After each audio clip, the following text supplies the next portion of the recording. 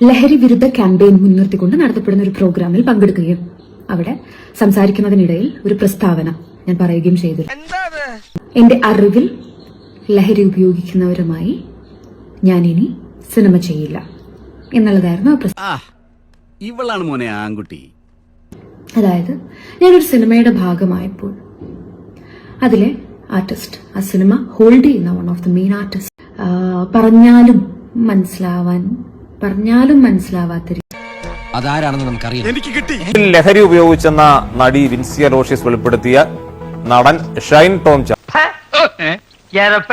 അതിനെതിരെ വിൻസി ഫിലിം ചേംബറിന് പരാതി നൽകി. സൂത്രവാക്യം എന്ന സിനിമയുടെ സെറ്റിലായിരുന്നു മോശം പെരുമാറ്റം. എന്റെ ഡ്രസ്സിനൊരു പ്രശ്നം വന്നപ്പം ഞാനത് കറക്റ്റ് ചെയ്യാൻ വേണ്ടി പോയപ്പോ ഞാൻ കൂടി വരാം, ഞാൻ വേണമെങ്കിൽ റെഡിയാക്കി തരാം എന്നൊക്കെ പറയുന്ന രീതിയിലുള്ള, അതും എല്ലാവരുടെയും മുന്നിൽ വെച്ച്. ഈ കാണുന്നത് ഒരു വികാര ജീവിയാണ്. പെൺകുട്ടികളെ കണ്ടാൽ ആ നിമിഷം തന്നെ ഇവൻ പ്രേമ പരവശനാണ്. അതൊരു നോയ്സൻസ് ആയി മാറുമ്പോ മറ്റുള്ളവർക്ക് ഒരു നോയ്സൻസ് ആയി മാറും. മാസത്തിലെ പട്ടികൾ പോലും ഇത്ര ആക്രാന്തം കാണിക്കില്ല. ഇത് പ്രേമമല്ല, ഒരു തരം ഞരമ്പ്. എനിക്ക് അങ്ങനെ വർക്ക് ചെയ്യണമെന്ന് താല്പര്യമില്ല. എനിക്ക് അങ്ങനത്തെ ആളുകളുടെ കൂടെ വർക്ക് ചെയ്യാം. അത്രയും ബോധം ഇല്ലാത്ത ഒരാളുടെ കൂടെ വർക്ക് ചെയ്യണം എന്ന് എനിക്ക് താല്പര്യം. Very good. ആൺകുട്ടികളെ ഇങ്ങനെ വേണം.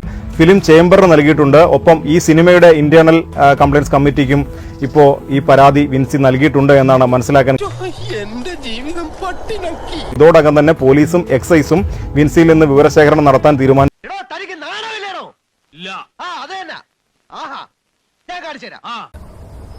കണ്ടറിയണം കോശി, നിനക്കെന്താ സംഭവിക്കാതെ. എന്നാ പിന്നെ ഒരു കാര്യം ചെയ്യാം, പോയിട്ട് രാവിലെ വരാം.